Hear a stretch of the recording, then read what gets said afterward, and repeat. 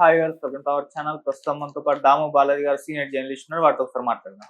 Sir నమస్కారం. నమస్తే. Sir, Vallabhaneni వంశీని జైల్లో కొడుతున్నారు, అతనికి ప్రాణభయం ఉంది, అతను టార్చర్ పెడుతున్నారు మానసికంగా అండ్ ఫిజికల్ గా అని చెప్పేసి వాళ్ళ భార్య అయితే ఆరోపించడం చూస్తున్నారు.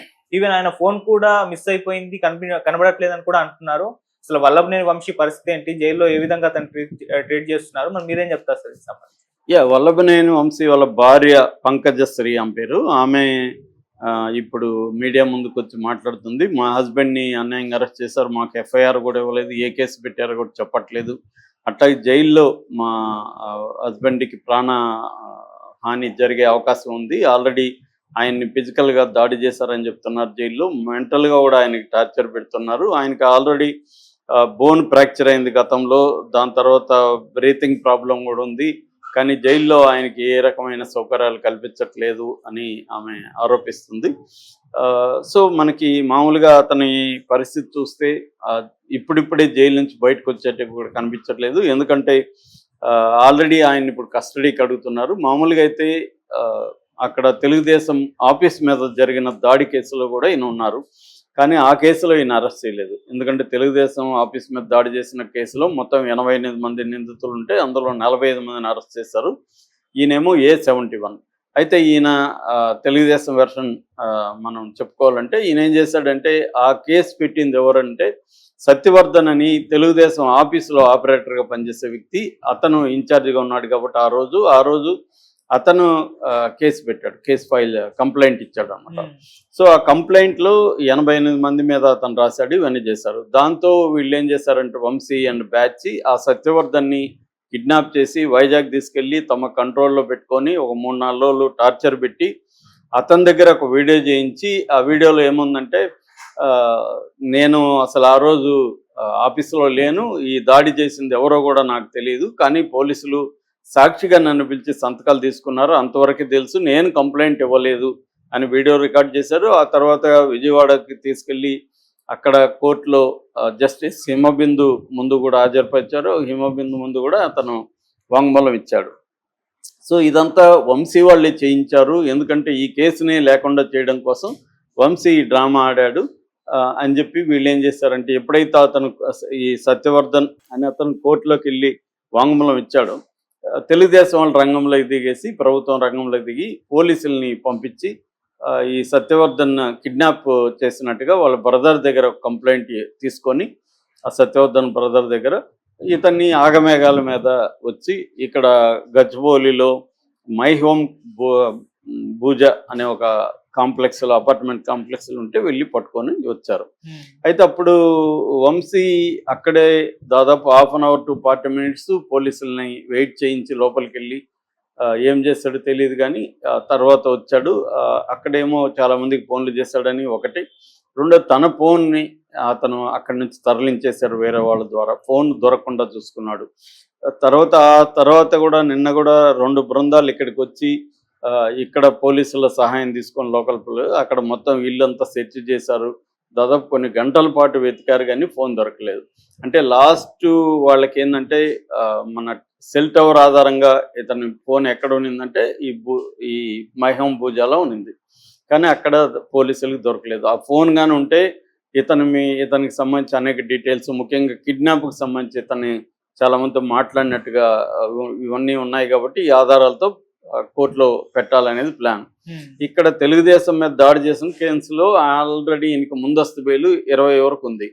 సో 20 తర్వాత ఈయనకి కానీ బెయిల్ రాకపోతే ఆ కేసులు కూడా అరెస్ట్ చేసే అవకాశం ఉంది. ఆల్రెడీ ఇప్పుడు 16 కేసులు ఈయన మీద ఆల్రెడీ ఉన్నాయి. ఈ 16 కేసుల్లో పీటీ వారెంట్లు ఇష్యూ చేసి ఇతను ఒకవేళ ఏదన్నా ఇప్పుడు ఉన్న కేసులో బెయిల్ వస్తే బయటికి రాకముందే మళ్ళీ అరెస్ట్ చేసి జైల్లో నుంచి పర్మనెంట్గా రానియకుండా, కనీసం కొన్ని నెలల పాటు రానియకుండా, ఎందుకంటే 1 by 1 పెడతా ఉంటారు. మామూలుగా గతంలో కూడా ఇవి పీటీ వారెంట్ అనేది ఏంటంటే ప్రిజనర్ ఇన్ ట్రాన్సిట్ వారెంట్ అంటారు. ప్రిజనర్ ఇన్ ట్రాన్సిట్ అంటే వేరే కేసులో ఒక ముద్దాయి జైల్లో ఉన్నప్పుడు ఇంకొక కేసు పెట్టి ఈ పీటీ వారెంట్ ఇష్యూ చేస్తారు. ఎందుకంటే ఆల్రెడీ జైల్లో ఉన్నాడు కాబట్టి ఆ పీటీ వారెంట్ తీసుకొని అతన్ని ఇంకొక పోలీసులు లేకపోతే ఇంకొక ఊరు కావచ్చు, ఆ ఊరు వాళ్ళు తీసుకెళ్తారు అన్నమాట. దీన్ని పీటీ వారెంట్ అంటారు. అట్లా గతంలో జగన్ కూడా ఇదే పని చేశాడు. మన ఆయన ఎవరు దెందులూరు ఎమ్మెల్యే ప్రభాకర్ ఇలాంటి వాళ్ళని కూడా దాదాపు 60 కేసులు పెట్టి 1 by 1 ఒకప్పుడు నక్సలైట్లను ఇలా చేసేవాళ్ళు అనమాట. మావోయిస్టులు నక్సలైట్లు జైల్లో ఉన్నప్పుడు వాళ్ళని బయటికి రానియకుండా, బెయిల్లో వస్తే కూడా రానియకుండా. ఎందుకంటే మన దేశంలో శిక్ష పడడం అనేది చాలా లేటు. ఒక కేసు ట్రయల్ జరిగి శిక్ష పడాలంటే ఏళ్ళు అయిపోతుంది. కానీ ఆ లోపల బెయిల్ వచ్చేస్తుంది. బెయిల్ వచ్చే వీళ్ళు వెళ్ళిపోతారు.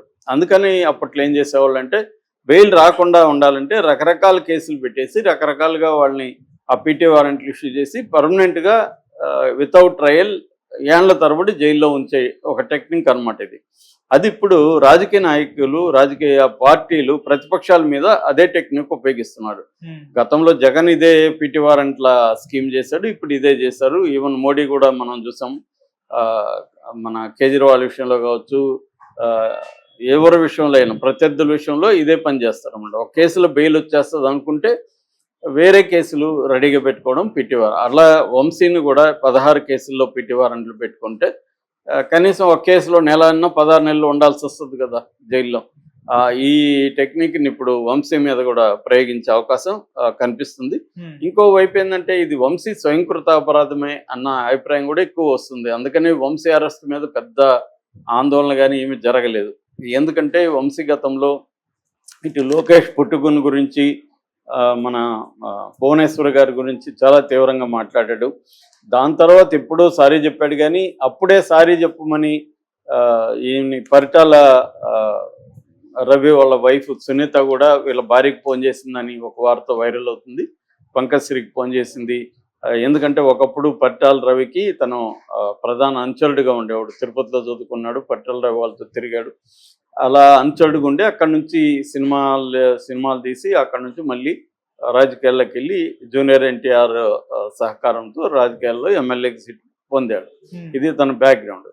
సో అందువల్ల పరిటాల రవి భార్య వీళ్ళ భార్యకి, వంశీ భార్యకి ఫోన్ చేసి, చూడమ్మా అదా చెప్పడం వల్ల నెగిటివ్ వచ్చింది, నువ్వు ఇమ్మీడియట్గా సారీ చెప్పించేయి నీ భర్త దగ్గర అంటే, అప్పుడు ఈ పంకశ్రీ అని చెప్పిందంటే నా మాట అతను వినడు, మీరే చెప్పండి ఆయనకని ఆమె చెప్పిందని. ఇప్పుడేమో నా భర్తకి ఏమీ తెలియదు అమ్మా ఇక్కడ అంటుంది. అదేదో అప్పుడే భర్తకి చెప్పి సారీ చెప్పించుంటే ఎంత దూరం రాదు. మేజర్గా వంశీ మీద వాళ్ళ కోపం దీనివల్లే ఉంది. ఇంకా అక్కడి నుంచి ప్రతి ఎమ్మెల్యేలు, చాలామంది ఎమ్మెల్యేలకి క్రైమ్ బ్యాక్గ్రౌండ్ లేని ఎమ్మెల్యేలు ఇవాళ లేరు. ఏదో ఒక క్రైమ్ ఏదో ఉంటుంది. అలాగే వంశీకి కూడా గతంలో వంశీ కూడా రియల్టర్ రంగబాబు మీద హత్యాయత్నం చేసిన కేసు ఉంది. అట్లాగే యార్లగడ్డ వెంకట్రావు మీద దాడి కేసు ఉంది. ఇలాగా చాలా కేసులు, ఒక 16 కేసుల వరకు ఉన్నాయి. అవి కాకుండా అవినీతికి సంబంధించి అక్రమ డబ్బులు సంపాదించడం సంబంధించి కూడా కేసులు ఉన్నాయన్నమాట. అందుకని ఇప్పుడు తెలుగుదేశం ప్రభుత్వం వంశీని త్వరగా బయటికి రానికుండా చూసుకోవాలని ప్లాన్ చేస్తుంది. జగన్ ఏమో నేను నిన్న కూడా చెప్పాను, చంద్రబాబుకున్న ఒక ముందు చూపు కానీ, వ్యవస్థల మీద పట్టు కానీ, ముఖ్యంగా న్యాయ వ్యవస్థకు సంబంధించిన అండర్స్టాండింగ్, పరిచయాలు జగన్కి ఈ స్థాయిలో లేవు. ఏమన్నా ఉంటే డబ్బులు పెట్టి సుప్రీంకోర్టు అడ్వకేట్లు పెట్టగలడు తప్ప అంతకంటే ఏం చేయలేడు. సో అందువల్ల తన మనుషులు రేపు జైలుకి వెళ్ళినా ఇమ్మీడియట్గా బయటికి తీసుకొని రాగలిగిన కెపాసిటీ జగన్కి లేదు. ఇదే ప్లేస్లో చంద్రబాబు ఉంటే ఈ పాటికి వంశీ బయటకు వచ్చేసేవాడు. అర్ధరాత్రులు కూడా ఆయన నిద్రపోయాడు కదా చంద్రబాబు. కానీ ఇప్పటికి కూడా ఇతను ఎప్పుడు వస్తాడో ఎవరికి తెలియని పరిస్థితి అయితే ఉంది. ఇదే